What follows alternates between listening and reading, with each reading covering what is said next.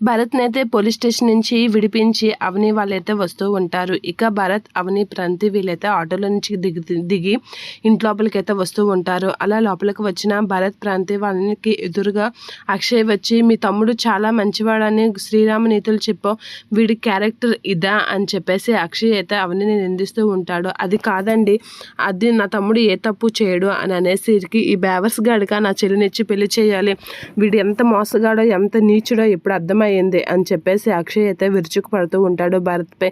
ఒరే నువ్వు ఎంతకు తెగించావురా, ఎంత నీచమైన క్యారెక్టర్ ఉండి నా చెల్లినే ప్రేమిస్తావా అని చెప్పేసి అక్షయ్ అయితే భరత్ని కొట్టడానికి రెడీ అవుతూ ఉంటాడు.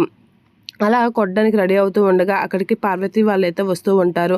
పార్వతి వాళ్ళు వచ్చి, వీడు ఇంత గాలిగాడని చెప్పినా సరే మీరు వినలేదు, నా కూతురు జీవితాన్ని నాశనం చేయాలనుకున్నారు కదా అని చెప్పేసి ఆ పార్వతి అయితే భరత్ని అవనిని తిడుతూ ఉంటుంది. అసలు వీడే ఇంత గాలిగాడని తెలిసిన మీ ఆవిడ చూసావా వీడికి ఇచ్చి పెళ్లి చేయాలనుకుంటుంది, ఇది నేను అస్సలు జరగనివ్వను, నా కూతురు జీవితం నాశనం కానివ్వను అని పార్వతి అయితే సీరియస్గా అంటూ ఉంటుంది. వీడు మంచోడు కాదు కాబట్టి అవని యొక్క వేగంగా పెళ్లి చేయాలని ప్లాన్ చేసింది, నువ్వు మా ఆడపడుచు జీవితాన్ని నాశనం చేయాలనుకుంటున్నావురా అని చెప్పేసి పల్లవి అయితే భరత్ని కొట్టబోతూ ఉంటుంది. అలా కొట్టబోతున్న పల్లవి చేయతే అవని పట్టుకొని వార్నింగ్ ఇస్తూ ఉంటుంది. ఇక భరత్ అయితే భయపడుతూ ఉంటాడు.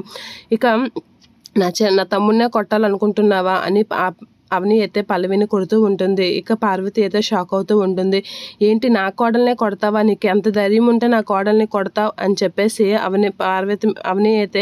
అవని మీదకైతే పార్వతి చెయ్యెత్తేసరికి, ఆ చెయ్యి దించండి అత్తయ్య, చెయ్యి ఎత్తితే బాగోదు, నాకు తమ్ముడు ఎటువంటి వాడో నాకు బాగా తెలుసు, మీరు ఎవరో చెప్తే వినాల్సినంత అవసరం లేదు, అది ఎందుకు జరిగిందో ఎలా జరిగిందో కనుక్కొని మీ అందరి ముందు నిరూపిస్తాను అని పార్వతికి అయితే అవని సీరియస్గా వార్నింగ్ ఇస్తూ ఉంటుంది. పల్లవి అయితే అలా చూస్తూ ఉంటుంది. మీరందరూ నా తమ్ముడిని తప్పుగా ఇచ్చేస్తున్నారు కదా, నా తమ్ముడు ఏంటో నాకు బాగా తెలుసు, మీరు ఎవరో చెప్తే తెలుసుకోవాల్సిన పరిస్థితుల్లో నేను లేను అని గట్టిగా పార్వతి వాళ్ళతో అయితే అవని మాట్లాడుతూ ఉంటుంది.